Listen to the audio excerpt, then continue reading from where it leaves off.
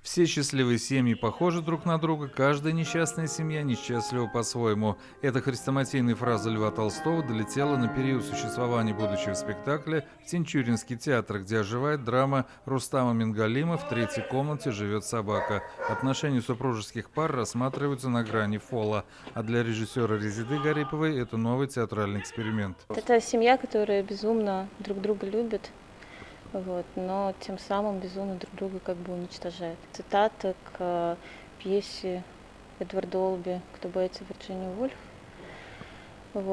где тоже семейная пара пытается как бы жить в этом аду, который сами они и придумали.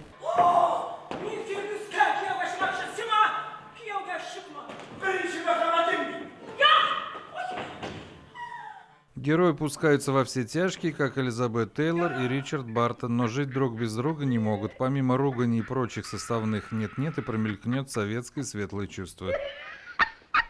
Какой-то мужик, может быть, боится сказать своей любимой, «я тебя люблю». Вот эти слова, после нашего спектакля, мне кажется, каждый человек изменится. И дай бог, чтобы это так было. Может, мир изменится даже к лучшему. Это было бы очень классно. Временные отрезки и социальные характеристики неважно. Тем не менее, за словами актрисы стоит сермяжная правда. Живет в роскоши, достатке. Муж порядочный человек. Скорее всего, он какой-то, наверное, чиновник. Причем не среднего звена, а повыше. Я так думаю сама.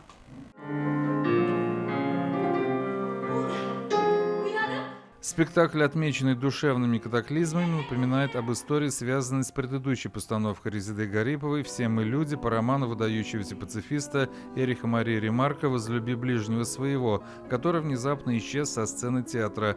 Как выяснилось, после 8 показов спектаклем заинтересовалось Российское авторское общество. Оно посчитало, что наследники великого писателя не получили ни копейки за использование авторских прав. Напомню, что роман Ремарка был переведен на татарский язык Шамилем Фархудиновым.